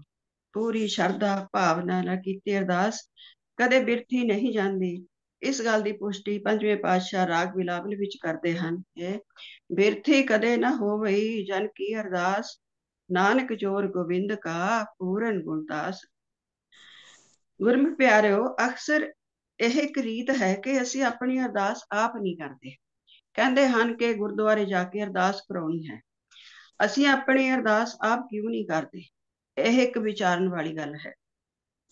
ਮੈਂ ਤਕਰੀਬਨ ਜੋ ਮੈਨੂੰ ਕੋਈ ਮਿਲਦਾ, ਮੈਂ ਉਹਨਾਂ ਨੂੰ ਇਹੀ ਕਹਿੰਦੀ ਹਾਂ ਵੀ ਤੁਸੀਂ ਆਪਣੀ ਅਰਦਾਸ ਆਪ ਕਰਿਆ ਕਰੋ। ਕਿਸੇ ਤੇ ਕਰਾਉਣ ਦਾ ਕੋਈ ਇਹਦੇ ਵਿੱਚ ਸਾਨੂੰ, ਕਿਉਂਕਿ ਜੇ ਅਸੀਂ ਸੋਚਦੇ ਹਾਂ ਕਿ ਸਾਨੂੰ ਅਰਦਾਸ ਕਰਨੀ ਨਹੀਂ ਆਉਂਦੀ, ਤਾਂ ਪਰਮਾਤਮਾ ਦੀ ਤਾਂ ਆਪਣੀ ਕੋਈ ਭਾਸ਼ਾ ਨਹੀਂ, ਉਹਦੀ ਕੋਈ ਆਪਣੀ ਭਾਸ਼ਾ ਨਹੀਂ ਜਿਹਦੇ ਵਿੱਚ ਪਰਮਾਤਮਾ ਨੇ ਸਾਡੀ ਗੱਲ ਸਮਝਣੀ ਆ। ਸਾਰੀਆਂ ਭਾਸ਼ਾਵਾਂ ਉਸੇ ਦੀਆਂ ਹਨ। ਜ਼ਰੂਰੀ ਨਹੀਂ ਕਿ ਅਸੀਂ ਬੋਲ ਕੇ ਅਰਦਾਸ ਕਰੀਏ। ਜਦ ਉਹ ਅੰਤਰਜਾਮੀ ਹੈ ਤੇ ਫਿਰ ਬਿਨ ਬੋਲਿਆ ਸਭ ਕੁਝ ਜਾਣਦਾ, ਇਸ ਆਗੇ ਕੀਚੇ ਅਰਦਾਸ। ਗੁਰੂ ਅਮਰਦਾਸ ਜੀ ਦੇ ਮੁਖਾਰਬਿੰਦ ਤੋਂ ਨਿਕਲੀ ਇਹ ਬਾਣੀ ਸਾਡੇ ਇਸੇ ਕੰਮ ਆਉਂਦੀ ਹੈ ਕਿ ਬਿਨ ਬੋਲਿਆ ਉਹ ਸਭ ਕੁਝ ਜਾਣਦਾ ਹੈ। ਅਸੀਂ ਬੋਲ ਕੇ ਅਰਦਾਸ ਕਰੀਏ, ਚਾਹੇ ਅਸੀਂ ਚੁੱਪਚਾਪ ਅਰਦਾਸ ਕਰੀਏ, ਕਿਸੇ ਵੀ ਦੁੱਖ ਸੁੱਖ ਵੇਲੇ ਜਾਂ ਸ਼ੁਕਰਾਨੇ ਲਈ, ਜਦੋਂ ਅਸੀਂ ਆਪਣੇ ਮਨੋਭਾਵਾਂ ਨੂੰ ਪ੍ਰਗਟਾਉਂਦੇ ਹੋਏ ਵਾਹਿਗੁਰੂ ਅੱਗੇ ਅਰਜ਼ੋਈ ਕਰਦੇ ਹਾਂ, ਤਾਂ ਉਸ ਤਰ੍ਹਾਂ ਦੀ ਅਰਦਾਸ ਸਾਡੇ ਲਈ ਭਲਾ ਕਿਵੇਂ ਹੋ, ਦੂਜਾ ਕਿਵੇਂ ਸਾਡੇ ਲਈ ਕਰ ਸਕਦਾ ਉਹ ਅਰਦਾਸ? ਮਨ ਦੇ ਅੰਤਸ਼ਕਰਨ ਤੋਂ ਕੀਤੀ ਅਰਦਾਸ ਪਰਮਾਤਮਾ ਜ਼ਰੂਰ ਸੁਣਦਾ ਹੈ। ਗੁਰੂ ਰਾਮਦਾਸ ਜੀ ਆਪਣੇ ਮੁਖਾਰਬਿੰਦ ਤੋਂ ਫਰਮਾਉਂਦੇ ਹਨ, ਮੈਂ ਤਾਣ ਦੀ ਬਾਣ ਤੂੰ ਹੈ ਮੇਰੇ ਸੁਆਮੀ, ਮੈਂ ਤੁਧ ਆਗੇ ਅਰਦਾਸ, ਮੈਂ ਹੋਰ ਥਾਉ ਨਹੀਂ ਜਿਸ ਪੈ ਕਰੋ ਬੇਨੰਤੀ, ਮੇਰਾ ਦੁੱਖ ਸੁਖ ਤੁਝ ਹੀ ਪਾਸੇ। ਜੇ ਅਸੀਂ ਨਿੱਤ ਨੇ ਬਾਣੀ ਪੜ੍ਹਨ ਤੇ ਸੁਣਨ ਲਈ ਗੁਰਦੁਆਰੇ ਜਾਂਦੇ ਹਾਂ ਤਾਂ ਇਹ ਚੰਗਾ ਕਰਮ ਹੈ। ਪਰ ਜੇ ਅਸੀਂ ਗੁਰੂ ਦੇ ਦੁਆਰੇ ਜਾ ਕੇ ਮੰਗਾਂ ਮੰਗਣ ਲਈ ਮੱਥਾ ਟੇਕਦੇ ਹਾਂ, ਅਰਦਾਸ ਕਰਦੇ ਹਾਂ, ਤਾਂ ਅਸੀਂ ਇਸ ਨੂੰ ਅਰਦਾਸ ਨਹੀਂ ਕਹਿ ਸਕਦੇ। ਕਾਰੋਬਾਰੀ ਮਨੁੱਖ ਗੁਰੂ ਗ੍ਰੰਥ ਸਾਹਿਬ ਜੀ ਅੱਗੇ ਮੱਥਾ ਟੇਕਣ ਸਮੇਂ ਕੋਈ ਭੇਟ ਚੜਾਉਂਦਾ ਹੈ ਤੇ ਉਸਦੇ ਇਵਜ਼ ਵਜੋਂ ਉਸ ਤੋਂ ਵੀ ਵੱਡੀ ਆਪਣੀ ਮੰਗ ਰੱਖਦਾ ਹੈ ਕਿ ਉਸਦਾ ਕਾਰੋਬਾਰ ਹੋਰ ਵੱਧ ਜਾਵੇ। ਉਹ ਇਸ ਤੋਂ ਵੀ ਵੱਡੀ ਭੇਟਾ ਲੈ ਕੇ ਆਏਗਾ ਜਾਂ ਇੰਨੇ ਗਿਣਤੀ ਦੇ ਪਾਠ ਕਰਾਏਗਾ। ਇਹੀ ਕੁਛ ਕਰਦੇ ਅਸੀਂ ਗੁਰਦੁਆਰੇ ਜਾ ਕੇ। ਜੇ ਮਨ ਦੀ ਮੁਰਾਦ ਪੂਰੀ ਹੋ ਗਈ ਤਾਂ ਵਾਹ ਵਾਹ, ਨਹੀਂ ਤਾਂ ਫਿਰ ਮੁੜ ਕੇ ਗੁਰਦੁਆਰੇ ਤੋਂ ਵੀ ਮੁੱਖ ਮੋੜ ਲੈਂਦੇ ਹਾਂ। ਇਹ ਕੀ ਹੈ? ਅਸੀਂ ਇਸ ਨੂੰ ਅਰਦਾਸ ਕਿਵੇਂ ਕਹਿ ਸਕਦੇ ਹਾਂ? ਇਹ ਤਾਂ ਪਰਮਾਤਮਾ ਨਾਲ ਸਿੱਧਾ ਵਪਾਰ ਹੀ ਕਹਿਲਾਉਂਦਾ ਹੈ। ਸੰਸਾਰੀ ਵਸਤਾਂ ਦੀ, ਸੰਸਾਰੀ ਪਦਾਰਥਾਂ ਦੀ ਪ੍ਰਾਪਤੀ ਲਈ ਅਸੀਂ ਆਪਣੇ ਗੁਰੂ ਕੋਲ ਬਿਨੇ ਪੱਤਰ ਲੈ ਕੇ ਜਾਂਦੇ ਹਾਂ ਜੀ, ਉਹ ਵੀ ਮੁਨਾਫੇ ਵਾਲਾ। ਤਾਂ ਇੱਥੇ ਪੰਜਵੇਂ ਪਾਤਸ਼ਾਹ ਸਾਨੂੰ ਸਮਝਾ ਰਹੇ ਹਨ ਕਿ ਕਿਹੜੀ ਅਰਦਾਸ ਸਾਨੂੰ ਗੁਰੂ ਦੇ ਦੁਆਰੇ ਜਾ ਕੇ ਕਰਨੀ ਚਾਹੀਦੀ ਹੈ। ਪਾਤਸ਼ਾਹ ਫਰਮਾਉਂਦੇ ਹਨ, ਵਿਣ ਤੁਧ ਹੋਰ ਜੇ ਮੰਗਣਾ, ਸਿਰ ਦੁੱਖਾਂ ਕੇ ਦੁੱਖ, ਦੇਹ ਨਾਮ ਸੰਤੋਖਿਆ, ਉਤਰੇ ਮਨ ਕੀ ਭੁੱਖ। ਵਿਣ ਤੁਧ ਹੋਰ ਜੇ ਮੰਗਣਾ, ਸਿਰ ਦੁੱਖਾਂ ਕੇ ਦੁੱਖ, ਦੇਹ ਨਾਮ ਸੰਤੋਖਿਆ, ਉਤਰੇ ਮਨ ਕੀ ਭੁੱਖ। ਗੁਰ ਬਣ ਤਿਣ ਹਰਿਆ ਕੀ ਧਿਆਨ, ਨਾਨਕ ਕਿਆ ਮਨੁੱਖ। ਮਾਫ ਕਰਨਾ ਜੀ, ਅੱਜ ਕਈ ਥਾਵਾਂ ਉੱਤੇ ਅਜਿਹੇ ਧਾਰਮਿਕ ਸਥਾਨ ਵੀ ਸੁਣਨ ਵਿੱਚ ਆਉਂਦੇ ਹਨ ਜਿੱਥੇ ਕਹਿੰਦੇ ਹਨ ਕਿ ਮੂੰਹੋਂ ਮੰਗੀਆਂ ਮੁਰਾਦਾਂ ਪੂਰੀਆਂ ਹੁੰਦੀਆਂ ਹਨ। ਇੱਕ ਦੇ ਕਹਿਣ ਉੱਤੇ ਲੋਕਾਂ ਦੀਆਂ ਭੀੜਾਂ ਉਸ ਪਾਸੇ ਉਮੜ ਪੈਂਦੀਆਂ ਹਨ। ਉੱਥੇ ਪਹੁੰਚ ਕੇ ਉਹ ਸ਼ਰਧਾਲੂ ਕਿਸੇ ਦਰਖਤ ਦੇ ਨਾਲ ਮੌਲੀ ਬੰਨ੍ਹ ਕੇ ਆਪਣੀਆਂ ਕਾਮਨਾਵਾਂ ਦੀ ਪੂਰਤੀ ਲਈ ਮੱਥਾ ਟੇਕਦੇ ਹਨ। ਉੱਥੋਂ ਦੇ ਬਾਬਾ ਜੀ ਵੀ ਉੱਚੀ ਉੱਚੀ ਸਪੀਕਰ ਵਿੱਚੋਂ ਬੋਲਦੇ ਹਨ ਕਿ ਆ ਜਾਓ, ਬਾਬੇ ਦੇ ਦਰ ਤੋਂ ਕੋਈ ਪੁੱਤ ਲੈ ਜਾਓ, ਕੋਈ ਪੋਤੇ ਲੈ ਜਾਓ, ਤੁਹਾਡੀਆਂ ਝੋਲੀਆਂ ਭਰ ਲਓ, ਤੁਹਾਡੀਆਂ ਮੁਰਾਦਾਂ ਪੂਰੀਆਂ ਹੋਣਗੀਆਂ। ਪਰ ਦੱਸੋ ਕਿ ਸਾਡੇ ਗੁਰੂ ਗ੍ਰੰਥ ਸਾਹਿਬ ਵਿੱਚ ਇਹ ਗੱਲਾਂ ਕਿੱਥੇ ਲਿਖੀਆਂ ਹਨ? ਅੱਜ ਗੁਰਮਤ ਕਿਹੜੇ ਪਾਸੇ ਜਾ ਰਹੀ ਹੈ? ਅੱਜ ਦੇ ਸਮੇਂ ਵਿੱਚ ਵੀ ਇਹ ਕੁਝ ਹੋ ਰਿਹਾ ਹੈ। ਇਹਨਾਂ ਅੰਧ ਵਿਸ਼ਵਾਸੀ ਲੋਕਾਂ ਨੂੰ ਕਿਵੇਂ ਸਮਝਾਇਆ ਜਾਵੇ ਕਿ ਪਰਮਾਤਮਾ ਨੇ ਜੋ ਸਾਨੂੰ ਦੇਣਾ ਹੈ ਉਹ ਸਾਡੀ ਸਲਾਹ ਪੁੱਛ ਕੇ ਨਹੀਂ ਦੇਣਾ, ਨਾ ਹੀ ਇਹ ਦਰਖਤਾਂ ਤੇ ਨਿੱਕ ਸੁੱਖ ਬੰਨਣ ਨਾਲ ਮਿਲਣਾ ਹੈ। ਜੋ ਮਿਲਣਾ ਹੈ ਉਹ ਸਾਡੇ ਕਰਮਾਂ ਨਾਲ ਮਿਲਣਾ ਹੈ। ਫਿਰ ਵੀ ਅਸੀਂ ਉਹਦੇ ਲਈ ਕਿਤੇ ਵੀ ਖੜ ਕੇ ਵਾਹਿਗੁਰੂ ਅੱਗੇ ਅਰਦਾਸ ਜੋਦੜੀ ਕਰ ਸਕਦੇ ਹਾਂ, ਅੱਗੇ ਉਹਦੀ ਮਰਜ਼ੀ ਹੈ। ਇੱਥੇ ਪੰਜਵੇਂ ਪਾਤਸ਼ਾਹ ਸਮਝਾਉਂਦੇ ਹਨ, ਦੋਇ ਕਰ ਜੋੜ ਕਰੋ ਅਰਦਾਸ, ਤੁਧ ਭਾਵੇ ਤਾਂ ਆਣੇ ਰਾਸ। ਇਸ ਗੱਲ ਵਿੱਚ ਪੂਰਨ ਸਚਾਈ ਹੈ ਕਿ ਅਕਸਰ ਅਸੀਂ ਪਰਮਾਤਮਾ ਦੇ ਦਰ ਉੱਤੇ ਆਪਣੇ ਸਰੀਰਕ ਸੁੱਖਾਂ ਲਈ ਦੁਨਿਆਵੀ ਪਦਾਰਥ ਜਾਂ ਪੁੱਤ ਪੋਤੇ ਹੀ ਮੰਗਣ ਜਾਂਦੇ ਹਾਂ। ਭਾਵ ਕੋਈ ਨਾ ਕੋਈ ਕਾਮਨਾ ਦੇ ਅਧੀਨ ਹੀ ਧਾਰਮਿਕ ਸਥਾਨਾਂ ਉੱਤੇ ਜਾਂਦੇ ਹਾਂ। ਇਸ ਤੋਂ ਉੱਪਰ ਹੋਰ ਕੁਝ ਮੰਗਣ ਦਾ ਖਿਆਲ ਤਾਂ ਸਾਨੂੰ ਤਾਂ ਹੀ ਆਏਗਾ ਨਾ ਜੇ ਅਸੀਂ ਇਸ ਮਾਇਆ ਨਗਰੀ ਦੀ ਮੈਂ ਮੇਰੀ ਵਿੱਚੋਂ ਉੱਪਰ ਉੱਠਾਂਗੇ। ਸਾਰੀ ਜ਼ਿੰਦਗੀ ਸਾਡੀਆਂ ਲੋੜਾਂ ਦੀ ਪੂਰਤੀ ਨਹੀਂ ਹੁੰਦੀ। ਇੱਕ ਮੰਗ ਮੰਗਦੇ ਹਾਂ, ਅਗਲੀ ਵਾਰ ਦੂਜੀ ਮੰਗ ਖੜੀ ਹੋ ਜਾਂਦੀ ਹੈ। ਜੇ 1000 ਮਿਲ ਗਿਆ ਤਾਂ ਲੱਖਾਂ ਦੀ ਗੱਲ ਕਰਾਂਗੇ, ਜੇ ਲੱਖ ਮਿਲ ਗਿਆ ਤਾਂ ਕਰੋੜਾਂ ਦੀ ਲਾਲਸਾ ਲੈ ਕੇ ਬਾਬੇ ਦੇ ਦਰਬਾਰ ਵਿੱਚ ਜਾ ਕੇ ਅਰਦਾਸਾਂ ਕਰਦੇ ਹਾਂ। ਉਦੋਂ ਤੱਕ ਤਾਂ ਸਾਡੀ ਆਪਣੀ ਜ਼ਿੰਦਗੀ ਦਾ ਹੀ ਭੋਗ ਪੈ ਜਾਂਦਾ ਹੈ। ਮੰਗਾਂ ਤਾਂ ਸਾਡੀਆਂ ਕਦੇ ਵੀ ਪੂਰੀਆਂ ਨਹੀਂ ਹੁੰਦੀਆਂ, ਪਰ ਸਵਾਸ ਜ਼ਰੂਰ ਪੂਰੇ ਹੋ ਜਾਂਦੇ ਹਨ। ਸਤਿਗੁਰ ਮਨੁੱਖ ਨੂੰ ਇਸ ਸੱਚ ਬਾਰੇ ਸਮਝਾਉਂਦੇ ਹਨ। ਪੰਜਵੇਂ ਪਾਤਸ਼ਾਹ ਫਰਮਾਉਂਦੇ ਹਨ, ਦੇਸ਼ ਕਮਾਵਨ ਧਨ ਜੋਰਨ ਕੀ ਮਨਸਾ। ਇੱਥੇ ਬਾਦਸ਼ਾਹਾਂ ਦਾ ਜ਼ਿਕਰ ਆ ਰਿਹਾ, ਜਿਹੜੇ ਦੇਸ਼ਾਂ ਨੂੰ ਆ ਕੇ ਲੁੱਟਦੇ ਆ, ਦੇਸ਼ਾਂ ਨੂੰ ਆਪਣੇ ਅਧੀਨ ਕਰਦੇ ਆ, ਉਹਨਾਂ ਬਾਰੇ ਇਹ ਗੱਲ ਕੀਤੀ ਹੈ ਪਾਤਸ਼ਾਹ ਨੇ। ਦੇਸ਼ ਕਮਾਵਨ ਧਨ ਜੋਰਨ ਕੀ ਮਨਸਾ, ਵਿੱਚ ਨਿਕਸੇ ਸਾਸ, ਲਸਕਰ ਨੇਬ ਖਵਾਸ ਸਭ ਤਿਆਗੇ, ਜੰਮ ਪਰ ਉੱਠ ਸਤਾਸ। ਉਹ ਸਭ ਕੁਝ ਛੱਡ ਕੇ ਆਪਣੇ ਉਸ ਰਾਸਤੇ ਤੇ ਚਲੇ ਜਾਂਦੇ ਆ। ਹਾਂਜੀ, ਇਸ ਧਰਮਸਾਲ ਰੂਪੀ ਧਰਤੀ ਤੇ ਆ ਕੇ ਜੀਵ ਸਾਰੇ ਚੰਗੇ ਮਾੜੇ ਸਭ ਤਰ੍ਹਾਂ ਦੇ ਕਰਮ ਕਰਦਾ ਹੈ। ਮਾੜੇ ਕਰਮ ਭਾਵ ਪਾਪ ਕਰਮ ਉਹ ਜਾਣ ਬੁੱਝ ਕੇ ਨਹੀਂ ਕਰਦਾ। ਸਤਿਗੁਰ ਸਾਨੂੰ ਸਮਝਾਉਂਦੇ ਹਨ ਕਿ ਉਸਦੀ ਬੁੱਧੀ ਹੀ ਇੰਨੀ ਭ੍ਰਿਸ਼ਟ ਹੋ ਚੁੱਕੀ ਹੁੰਦੀ ਹੈ ਕਿ ਉਹ ਆਪਣੇ ਉੱਤੇ ਕਾਬੂ ਨਹੀਂ ਕਰ ਪਾਉਂਦਾ। ਮਾਇਆ ਦੇ ਵਿਕਾਰਾਂ ਵਿੱਚ ਫਸਿਆ ਮਨੁੱਖ ਕ੍ਰੋਧੀ ਹੋ ਕੇ ਗਲਤ ਕਾਰਨਾਮੇ ਕਰ ਜਾਂਦਾ ਹੈ, ਕਿਉਂਕਿ ਮਨੁੱਖ ਦੇ ਪੂਰਬਲੇ ਕਰਮਾਂ ਦੀ ਗੁੱਝੀ ਮੈਲ ਉਸਦੇ ਅੰਤਸ਼ਕਰਨ ਵਿੱਚ ਸਮਾਈ ਹੁੰਦੀ ਹੈ, ਜਿਸ ਦੇ ਕਾਰਨ ਉਸਦੀ ਮਨੋਬਿਰਤੀ ਨੇਕ ਕੰਮਾਂ ਵੱਲ ਪ੍ਰੇਰਿਤ ਨਾ ਹੋ ਕੇ ਹੋਰ ਵੀ ਪਾਪ ਕਾਰਨ ਕਰਵਾ ਦਿੰਦੀ ਹੈ। ਇਹਦੇ ਲਈ ਕਿਤੇ ਨਾ ਕਿਤੇ ਸਾਡਾ ਗੁਰਮੁਖੋ ਸਾਡਾ ਇਹਦੇ ਲਈ ਕਿਤੇ ਨਾ ਕਿਤੇ ਸਾਡਾ ਸਮਾਜਿਕ ਢਾਂਚਾ ਵੀ ਜ਼ਿੰਮੇਵਾਰ ਹੋ ਸਕਦਾ ਹੈ। ਅਜਿਹੇ ਵਿੱਚ ਉਸਦੀ ਬਿਰਤੀ ਦੀ ਤਬਦੀਲੀ ਦਾ ਇੱਕੋ ਇੱਕ ਰਸਤਾ ਹੈ, ਗੁਰੂ ਦੀ ਬਾਣੀ ਨਾਲ ਜੁੜਨਾ। ਉਹ ਵੀ ਜੇ ਪਰਮਾਤਮਾ ਦੀ ਉਹਦੇ ਤੇ ਮਿਹਰ ਹੋ ਜਾਏ ਤਾਂ ਉਸ ਨੂੰ ਫਿਰ ਇਹ ਸਮਝ ਆ ਸਕਦੀ ਹੈ ਕਿ ਉਹ ਜੋ ਕਰ ਰਿਹਾ ਹੈ ਉਹ ਗਲਤ ਕਰ ਰਿਹਾ ਹੈ। ਤੇ ਇਹ ਆਪਾਂ ਨੇ ਇਹ ਸੋਚਣਾ ਹੈ ਕਿ ਇਹ ਮਾਨਸ ਜਨਮ ਹੀ ਸਾਡੇ ਲਈ ਇੱਕੋ ਇੱਕ ਅਵਸਰ ਹੈ, ਇੱਕੋ ਇੱਕ ਮੌਕਾ ਹੈ, ਜਿਹਦੇ ਵਿੱਚ ਹੀ ਸਾਡੇ ਚੰਗੇ ਮਾੜੇ ਕਰਮਾਂ ਦਾ ਨਿਬੇੜਾ ਹੋ ਜਾਵੇ। ਪਰਮਾਤਮਾ ਅੱਗੇ ਸਮਰਪਿਤ ਹੋ ਕੇ ਆਪੇ ਕੀਤੇ ਕਰਮਾਂ ਦੀ ਨਿਵਰਤੀ ਲਈ ਅਰਦਾਸ ਕਰੀਏ। ਸਤਿਗੁਰ ਸਮਝਾਉਂਦੇ ਹਨ, ਉਸ ਕਰਤਾਰ ਅੱਗੇ ਮਨ ਦੀ ਭਾਵਨਾ ਨਾਲ ਕੀਤੀ ਅਰਦਾਸ ਮਨੁੱਖ ਦੇ ਲੱਖਾਂ ਜਨਮਾਂ ਦੇ ਪਾਪ ਕਰਮਾਂ ਤੋਂ ਮੁਕਤੀ ਦਿਵਾ ਸਕਦੀ ਹੈ। ਇਹ ਗੱਲ ਸਤਿਗੁਰ ਅਮਰਦਾਸ ਜੀ ਸਮਝਾਉਂਦੇ ਹਨ। ਪਿਛਲੇ ਗੁਨਾਹ ਬਖਸ਼ਾਏ ਜਿਉ, ਅਬ ਤੂੰ ਮਾਰਗ ਪਾਵੇ, ਹਰ ਕੀ ਚਰਨੀ ਲਾਗ ਰਹਾ ਵਿੱਚੋਂ ਆਪ ਗਵਾਏ। ਪਿਛਲੇ ਗੁਨਾਹ ਬਖਸ਼ਾਏ ਜਿਉ, ਅਬ ਤੂੰ ਮਾਰਗ ਪਾਏ, ਹਰ ਕੀ ਚਰਨੀ ਲਾਗ ਰਹਾ ਵਿੱਚੋਂ ਆਪ ਗਵਾਏ। ਸੋ ਜਦੋਂ ਕਦੀ ਸਾਡੇ ਜੀਵਨ ਵਿੱਚ ਕੋਈ ਮੁਸੀਬਤ ਆ ਜਾਏ, ਸਾਡੀ ਮਾਨ ਮਰਿਆਦਾ ਨੂੰ ਕੋਈ ਖਤਰਾ ਪੈਦਾ ਹੋ ਜਾਏ, ਸਾਰੀ ਦੁਨੀਆ ਵਿੱਚ ਸਹਾਰਾ ਦੇਣ ਵਾਲਾ ਕੋਈ ਨਾ ਮਿਲੇ, ਅਜਿਹੀ ਹਾਲਤ ਵਿੱਚ ਇੱਕ ਪਰਮਾਤਮਾ ਦਾ ਦਰ ਹੀ ਰਹਿ ਜਾਂਦਾ ਹੈ, ਜਿੱਥੇ ਅਸੀਂ ਅੰਤਰਾਤਮਾ ਤੋਂ ਭਿੱਜ ਕੇ ਪਰਮਾਤਮਾ ਅੱਗੇ ਜੋਦੜੀ ਕਰਦੇ ਹਾਂ ਤੇ ਵਾਹਿਗੁਰੂ ਅੱਜ ਮੇਰੀ ਪੱਤ ਰੱਖ ਲਵੋ। ਉਸ ਵਕਤ ਉਹੀ ਪਰਮਾਤਮਾ ਸਾਡੇ ਪਰਦੇ ਢੱਕਦਾ ਹੈ। ਭੁੱਖ ਦਾ ਸਤਾਇਆ ਮਨੁੱਖ ਜਦੋਂ ਸਾਰੇ ਪਾਸਿਓਂ ਤੋਂ ਬੇਆਸ ਹੋ ਜਾਏ, ਉਦਾਸ ਹੋ ਜਾਏ, ਤਾਂ ਕਿਸੇ ਹੋਰ ਅੱਗੇ ਹੱਥ ਛੱਡਣ ਨਾਲੋਂ ਤਾਂ ਇਹੀ ਚੰਗਾ ਹੈ ਕਿ ਪਰਮਾਤਮਾ ਅੱਗੇ ਆਪਣੀ ਆਸ ਦੀ ਝੋਲੀ ਫੈਲਾਈ ਜਾਏ। ਉਹ ਪਰਮਾਤਮਾ ਝੋਲੀ ਨੂੰ ਭਰ ਦਿੰਦਾ ਹੈ, ਕਦੀ ਉਹ ਮਨੁੱਖ ਨੂੰ ਬੇਆਸ ਨਹੀਂ ਹੋਣ ਦਿੰਦਾ। ਦੁਨੀਆ ਦਾ ਦਸਤੂਰ ਹੈ ਕਿ ਮਨੁੱਖ ਦੇ ਚੰਗੇ ਸਮੇਂ ਦੇ ਵਿੱਚ ਨਾਲ ਨਾਲ ਚੱਲਦੇ ਹਨ, ਪਰ ਜਦੋਂ ਕਦੀ ਮੁਸੀਬਤ ਦਾ ਵੇਲਾ ਆ ਜਾਏ ਤਾਂ ਕਹਿੰਦੇ ਹਨ ਕਿ ਉਸਦਾ ਪਰਛਾਵਾਂ ਵੀ ਸਾਥ ਛੱਡ ਕੇ ਚਲਾ ਜਾਂਦਾ ਹੈ। ਅਜਿਹੇ ਵਿੱਚ ਪੁਕਾਰ ਕਰਨ ਨਾਲ ਉਹ ਅਕਾਲ ਪੁਰਖ ਕਿਸੇ ਨਾ ਕਿਸੇ ਰੂਪ ਵਿੱਚ ਆ ਕੇ ਮਦਦ ਜ਼ਰੂਰ ਕਰਦਾ ਹੈ।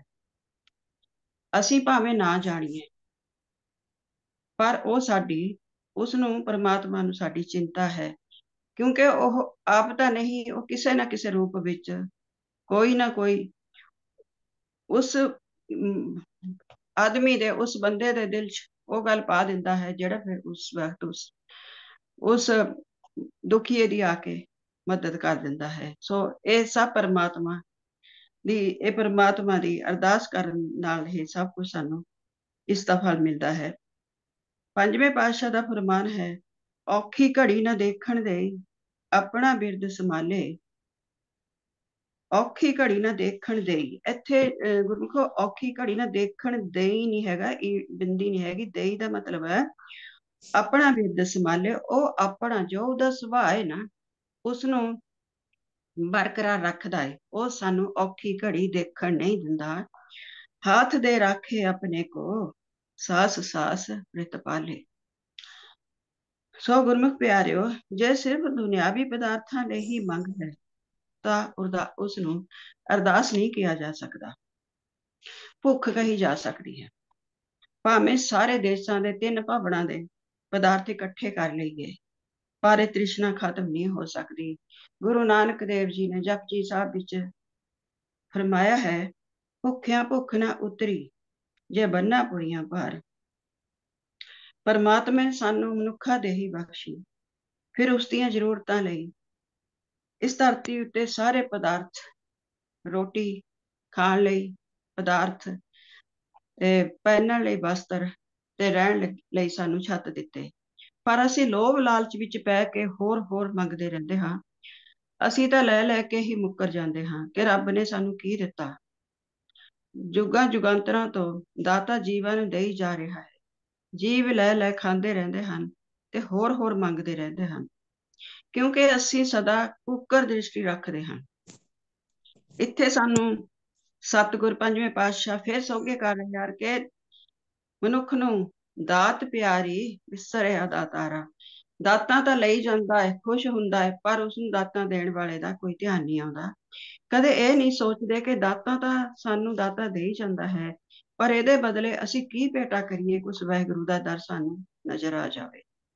ਉਸ ਦਰ ਵੱਲ ਜਾਣ ਦੀ ਸੋਝੀ ਹਰੇਕ ਕੋਈ ਨਹੀਂ ਕਰਦਾ। ਸੋ ਜਪਜੀ ਸਾਹਿਬ ਜੀ ਗੁਰੂ ਨਾਨਕ ਦੇਵ ਜੀ ਫਰਮਾਉਂਦੇ ਹਨ, ਸਾਚਾ ਸਾਹਿਬ ਸੱਚ ਨਾਏ, ਭਾਖਿਆ ਭਉ ਪਾਰ, ਆਖੇ ਮੰਗੇ ਦੇਹ ਦੇਹ, ਦਾਤ ਕਰੇ ਦਾਤਾਰ, ਫੇਰ ਕੇ ਅੱਗੇ ਰੱਖੀਏ ਜਿਸ ਤਿਸੇ ਦਰਬਾਰ। ਸੋ ਅਸੀਂ ਮੂੰਹੋਂ ਕਿਹੜੇ ਬੋਲ ਬੋਲੀਏ ਕਿ ਅਰਦਾਸ ਤੇ ਅਰਦਾਸ ਕਰੀਏ ਜਿਸ ਨੂੰ ਸੁਣ ਕੇ ਪਰਮਾਤਮਾ ਸਾਨੂੰ ਪਿਆਰ ਕਰੇ। ਤਾਂ ਸਤਿਗੁਰ ਸਾਨੂੰ ਸਮਝਾਉਂਦੇ ਹਨ ਕਿ ਲੋਭ, ਲਾਲਚ, ਲਾਲਸਾ ਇਹ ਸਭ ਆਪਣੇ ਮਨ ਵਿੱਚੋਂ ਕੱਢ ਕੇ ਉਸ ਪਰਮਾਤਮਾ ਕੋਲੋਂ ਸਤ ਸੰਤੋਖ ਦੀ ਦਾਤ ਮੰਗ ਲਵੋ, ਜਿਸ ਦੇ ਨਾਲ ਮਨੁੱਖ ਦੀਆਂ ਸਾਰੀਆਂ ਭੁੱਖਾਂ ਮਿਟ ਜਾਣਗੀਆਂ। ਇਸ ਤਰ੍ਹਾਂ ਦੀ ਅਰਦਾਸ ਕਰਨ ਨਾਲ ਪਰਮਾਤਮਾ ਦਾ ਨਾਮ ਤੁਹਾਡੇ ਮਨ ਵਿੱਚ ਵਸ ਸਕਦਾ ਹੈ। ਸਾਨੂੰ ਰੱਬ ਦੀਆਂ ਦਿੱਤੀਆਂ ਦਾਤਾਂ ਨੂੰ ਉਸਦੀ ਨਿਸ਼ਾਨੀ ਸਮਝ ਕੇ ਉਸਦੀ ਕੀਰਤੀ ਕਰਨੀ ਚਾਹੀਦੀ ਹੈ, ਉਸਦੇ ਸ਼ੁਕਰਗੁਜ਼ਾਰ ਹੋਣਾ ਚਾਹੀਦਾ ਹੈ। ਹਰ ਸਮੇਂ ਕੁਝ ਨਾ ਕੁਝ ਮੰਗੀ ਜਾਣਾ, ਇਹਦੇ ਲਈ ਕੀਤੀਆਂ ਅਰਦਾਸਾਂ ਨਾਲ ਸਾਡੇ ਜੀਵਨ ਦਾ ਪਾਰ ਉਤਾਰਾ ਨਹੀਂ ਹੋ ਸਕਦਾ, ਕਿਉਂਕਿ ਮੰਗਣ ਦੇ ਨਾਲ ਕਦੇ ਨਾ ਕਦੇ ਸਾਡੀ ਮੰਗ ਤਾਂ ਪੂਰੀ ਹੋ ਸਕਦੀ ਹੈ, ਪਰੰਤੂ ਪਰਮਾਤਮਾ ਦੇ ਨਾਮ ਰੂਪੀ ਜਿਹੜੀ ਵਸਤਾ ਉਹ ਸਾਨੂੰ ਕਦੇ ਪ੍ਰਾਪਤ ਨਹੀਂ ਹੋਵੇਗੀ। ਪਰਮਾਤਮਾ ਦੇ ਨਾਮ ਦੀ ਪ੍ਰਾਪਤੀ ਲਈ ਬਖਸ਼ਿਸ਼ ਵੀ ਪਰਮਾਤਮਾ ਅੱਗੇ ਅਰਦਾਸ ਕਰਨ ਨਾਲ ਹੀ ਹੋ ਸਕਦੀ ਹੈ। ਪੰਜਵੇਂ ਪਾਤਸ਼ਾਹ ਅਗਿਆਨੀ ਮਨੁੱਖ ਨੂੰ ਸਮਝਾਉਂਦੇ ਹਨ, ਦੂਰ ਨਾ ਹੋਈ ਕਤਹੁ ਜਾਈਏ, ਨਦਰ ਕਰੇ ਤਾਂ ਹਰ ਹਰ ਪਾਈਏ। ਦੂਰ ਨਾ ਹੋਈ ਕਤਹੁ ਜਾਈਏ। ਪਾਤਸ਼ਾਹ ਸਮਝਾਉਂਦੇ ਹਨ ਕਿ ਦੂਰ ਉਹ ਪਰਮਾਤਮਾ ਸਾਡੇ ਤੋਂ ਦੂਰ ਨਹੀਂ ਹੈ, ਅਸੀਂ ਹੀ ਪਾਸਾ ਵੱਟ ਲੈਂਦੇ ਹਾਂ। ਜੇ ਉਹਦੀ ਨਜ਼ਰ ਸਵੱਲੀ ਹੋ ਜਾਵੇ ਤਾਂ ਅਸੀਂ ਉਸਦੀ ਪ੍ਰਾਪਤੀ ਕਰ ਸਕਦੇ ਹਾਂ। ਅਰਦਾਸ ਕਰ ਦੂਰ ਨਾ ਹੋਈ ਕਤਹੁ ਜਾਈਏ, ਨਦਰ ਕਰੇ ਤਾਂ ਹਰ ਹਰ ਪਾਈਏ। ਅਰਦਾਸ ਕਰੀ ਪੂਰੇ ਗੁਰਪਾਸ, ਨਾਨਕ ਮੰਗੇ ਹਰ ਧਨ ਰਾਸ।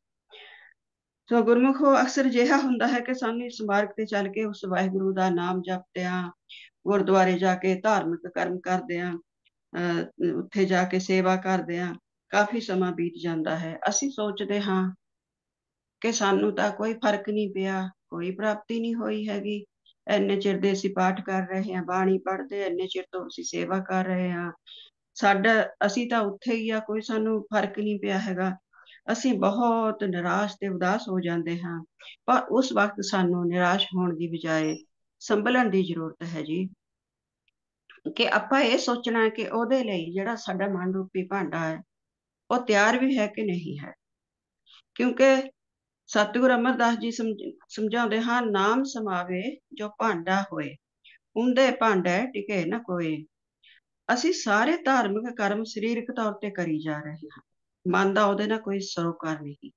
ਅਸੀਂ ਜੇ ਗੁਰਦੁਆਰੇ ਵੀ ਜਾਂਦੇ ਹਾਂ, ਉੱਥੇ ਜੋ ਚਾਰ ਬੰਦੇ ਬੈਠੇ, ਅਸੀਂ ਕੋਈ ਲੰਗਰ ਹਾਲ ਵਿੱਚ ਜਾ ਕੇ ਸੇਵਾ ਕਰਦੇ ਹਾਂ ਬੈਠੇ, ਉੱਥੇ ਅਸੀਂ ਆਪਣੀਆਂ ਗੱਲਾਂ ਛੇੜ ਲੈਂਦੇ ਆ, ਕੋਈ ਘਰਾਂ ਦੀਆਂ ਗੱਲਾਂ ਛੇੜ ਲੈਂਦੇ, ਉੱਧਰ ਦੀਆਂ ਗੱਲਾਂ ਛੇੜ ਲੈਂਦੇ ਆ। ਸਾਡਾ ਤਨ ਤਾਂ ਕਰਮ ਕਰਦਾ ਹੈ, ਲੇਕਿਨ ਸਾਡਾ ਜਿਹੜਾ ਮਨ ਆ ਉਸ ਟਾਈਮ ਉਹ ਹਾਜ਼ਰ ਨਹੀਂ ਹੁੰਦਾ। ਤਾਂ ਤਨ ਦੇ ਕਰਮ ਦੇ ਨਾਲ ਨਾਲ ਮਨ ਦੀ ਹਾਜ਼ਰੀ ਅਤਿਅੰਤ ਜ਼ਰੂਰੀ ਹੈ। ਸਰੀਰਕ ਕਰਮ ਕਰਦਿਆਂ ਮਨ ਦੀ ਗੈਰ ਹਾਜ਼ਰੀ ਵਿੱਚ ਗੁਰੂ ਦਾ ਪ੍ਰਸਾਦ ਨਹੀਂ ਮਿਲ ਸਕਦਾ। ਪਰਮਾਤਮਾ ਦੀ ਬਖਸ਼ਿਸ਼ ਉਹਨਾਂ ਗੁਰਮੁਖਾਂ ਤੇ ਹੋ ਸਕਦੀ ਹੈ ਜੋ ਉਸ ਦੀ ਬਖਸ਼ਿਸ਼ ਦੇ ਪਾਤਰ ਹੋਣ। ਫਿਰ ਉਸ ਮਰਜੀਵੜੇ ਦਾ ਧੁਰ ਅੰਦਰੋਂ ਨਿਕਲੀ ਅਰਦਾਸ ਜ਼ਰੂਰ ਸੁਣੀ ਜਾਂਦੀ ਹੈ। ਉਸ ਦੀ ਝੋਲੀ ਪਰਮਾਤਮਾ ਦੇ ਨਾਮ ਰੂਪੀ ਪ੍ਰਸਾਦ ਨਾਲ ਵੀ ਭਰ ਸਕਦੀ ਹੈ। ਗੁਰੂ ਦੀ ਬਾਣੀ ਨੂੰ ਸੱਚੀ ਅਰਦਾਸ ਕਰਨ ਨੂੰ ਬਾਰ-ਬਾਰ ਪੁਕਾਰਦੀ ਹੈ। ਗੁਰੂ ਨਾਨਕ ਦੇਵ ਜੀ ਫਰਮਾਉਂਦੇ ਹਨ, ਸੱਚਾ ਅਰਜ ਸੱਚੀ ਅਰਦਾਸ, ਮਹਿਲੀ ਖਸਮ ਸੁਣੇ ਸ਼ਾਬਾਸ਼, ਸੱਚਾ ਤਖਤ ਬੁਲਾਵੇ ਸੋਏ, ਦੇ ਵਡਿਆਈ ਕਰੇ ਸੋ ਹੋਏ। ਅਸੀਂ ਆਪਣੇ ਦੁੱਖਾਂ ਦਰਦਾਂ ਦੀ ਨਿਵਰਤੀ ਲਈ ਪਰਮਾਤਮਾ ਨੂੰ ਹੀ ਪੁਕਾਰਦੇ ਹਾਂ ਕਿ ਸਾਡੇ ਕੋਲ ਉਸ ਤੋਂ ਬਿਨਾਂ ਹੋਰ ਕੋਈ ਦੂਜੀ ਥਾਂ ਵੀ ਨਹੀਂ। ਗੁਰੂ ਜੀ ਦੀ ਬਾਣੀ ਨੂੰ ਪੜ੍ਹਨ ਵਿਚਾਰ ਨਾਲ ਸਾਨੂੰ ਆਪਣੇ ਦੁੱਖਾਂ ਸੁੱਖਾਂ ਬਾਰੇ ਥੋੜੀ ਬਹੁਤੀ ਸੋਝੀ ਤਾਂ ਪੈ ਜਾਂਦੀ ਹੈ ਕਿ ਇਸ ਦੁੱਖਾਂ ਦੇ ਸੁੱਖਾਂ ਦੇ ਕਾਰਨ ਅਸਲ 'ਚ ਕੀ ਹਨ, ਤੇ ਇਸ ਚੱਲਣਹਾਰ ਸੰਸਾਰ ਦੇ ਪਦਾਰਥਾਂ ਦਾ ਮੋਹ ਤਿਆਗ ਕੇ ਸਤ ਸੰਤੋਖ ਦੇ ਧਾਰਨੀ ਹੋਣ ਨਾਲ ਅਸੀਂ ਪਰਮਾਤਮਾ ਦੇ ਨਾਮ ਦਾ ਪੱਲਾ ਫੜ ਸਕਦੇ ਹਾਂ। ਜਿਹੜਾ ਨਾਮ ਧੁਰ ਤੱਕ ਸਾਡੇ ਨਾਲ ਨਿਭਣਾ ਹੈ, ਫਿਰ ਵਾਹਿਗੁਰੂ ਅੱਗੇ ਅਰਜ਼ੋਈ ਕਰਦੇ ਰਹਿਣਾ, ਇਹ ਉਸ ਨਾਲ ਜੁੜੇ ਹੋਣ ਦੀ ਨਿਸ਼ਾਨੀ ਹੈ। ਅਕਾਲ ਪੁਰਖ ਅੱਗੇ ਅਰਦਾਸ ਕਰਨੀ ਹਰੇਕ ਮਨੁੱਖ ਦਾ ਜਮਾਂਦਰੂ ਹੱਕ ਹੈ। ਉਹ ਚਾਹੇ ਕਿਸੇ ਵੀ ਧਰਮ ਨਾਲ ਸੰਬੰਧ ਰੱਖਦਾ ਹੋਵੇ। ਇਹ ਹੱਕ ਕਿਸੇ ਕੋਲੋਂ ਕੋਈ ਖੋ ਨਹੀਂ ਸਕਦਾ। ਦੇਸ਼ਾਂ ਦੇ ਸੰਵਿਧਾਨ ਵਿੱਚ ਜੇ ਕਿਸੇ ਨਾਗਰਿਕਾਂ ਨੂੰ ਹੱਕ ਦਿੱਤੇ ਹੁੰਦੇ ਹੈ, ਉੱਥੋਂ ਦੀ ਸਰਕਾਰ ਜ਼ਬਰਦਸਤੀ ਉਸ ਕੋਲੋਂ ਉਹ ਹੱਕ ਚਾਹੇ ਕਾਗਜ਼ਾਂ ਵਿੱਚ ਲਿਖੇ ਵੀ ਹੋਣ ਫਿਰ ਖੋ ਸਕਦੀ ਹੈ। ਲੇਕਿਨ ਇਹ ਜੋ ਪਰਮਾਤਮਾ ਅੱਗੇ ਅਸੀਂ ਅਰਦਾਸ ਕਰਨੀ ਆ, ਇਹ ਹੱਕ ਸਾਡੇ ਤੋਂ ਕੋਈ ਨਹੀਂ ਖੋ ਸਕਦਾ। ਸਿੱਖੀ ਵਿੱਚ ਅਰਦਾਸ ਦੀ ਹੋਰ ਵੀ ਵੱਡੀ ਮਹਾਨਤਾ ਹੈ ਕਿ ਇੱਕ ਸਿੱਖ ਨੂੰ ਆਪਣੀ ਨਿੱਜੀ ਜ਼ਿੰਦਗੀ ਵਿੱਚ ਸਵੇਰੇ ਸ਼ਾਮ ਦੋਨੇ ਵੇਲੇ ਵਾਹਿਗੁਰੂ ਅੱਗੇ ਅਰਦਾਸ ਜ਼ਰੂਰੀ ਹੈ। ਆਪਣੀ ਸਿਆਣਪ ਸਿਆਣਪ ਮਤਲਬ ਮਨ ਮੱਤ, ਆਪਣੀ ਮਨ ਦੀ ਮੱਤ ਦਾ ਤਿਆਗ ਕਰਕੇ ਮਨੋ ਤਨੋ ਪਰਮਾਤਮਾ ਅੱਗੇ ਸਮਰਪਿਤ ਹੋ ਕੇ ਢਹਿ ਨਾਲ ਕੀਤੀ ਅਰਦਾਸ ਉਹ ਕੁਝ ਕਰ ਸਕਦੀ ਹੈ ਜੋ ਕਦੇ ਅਸੀਂ ਸੋਚਿਆ ਵੀ ਨਹੀਂ ਹੁੰਦਾ। ਇਹ ਗੁਰਮੁਖੋ ਇੱਥੇ ਬਹੁਤ ਵਿਚਾਰਨ ਦੀ ਗੱਲ ਹੈ। ਐਸੀ ਅਰਦਾਸ ਕੀਤੀ ਹੁੰਦੀ ਆ ਤਾਂ ਉੱਥੇ ਦਾ ਮਤਲਬ ਅਰਦਾਸ ਪਰਮਾਤਮਾ ਸੁਣਦਾ ਹੈ। ਇਹਦੇ ਵਿੱਚ ਪ੍ਰਤੱਖ ਨੂੰ ਪ੍ਰਮਾਣ ਦੀ ਕੋਈ ਜ਼ਰੂਰਤ ਨਹੀਂ। ਇਹ ਪ੍ਰਤੱਖ ਸਾਹਮਣੇ ਆ ਜਾਂਦਾ। ਬਹੁਤ ਗੁਰਮੁਖਾਂ ਨਾਲ ਏਦਾਂ ਹੁੰਦਾ, ਸਾਰਿਆਂ ਨਾਲ ਤਕਰੀਬਨ ਹੁੰਦਾ ਜਿਹੜੀਆਂ ਜੁੜੀਆਂ ਰੂਹਾਂ ਪਰਮਾਤਮਾ ਦੇ ਨਾਲ, ਕਿਉਂਕਿ ਅਰਦਾਸ ਇੱਕ ਵੱਡੀ ਕਰਾਮਾਤ ਹੈ। ਸੱਚਮੁੱਚ ਇਹ ਕਰਾਮਾਤ ਆ। ਇਸ ਗੱਲ ਤੇ ਯਕੀਨ ਕਰਿਓ। ਅਰਦਾਸ ਅਸੀਂ ਕਿਵੇਂ ਕਰਨੀ ਆ ਉਹ ਅਸੀਂ ਸੋਚਣਾ ਹੈ, ਪਰ ਅਰਦਾਸ ਸੱਚਮੁੱਚ ਇੱਕ ਵੱਡੀ ਕਰਾਮਾਤ ਹੈ।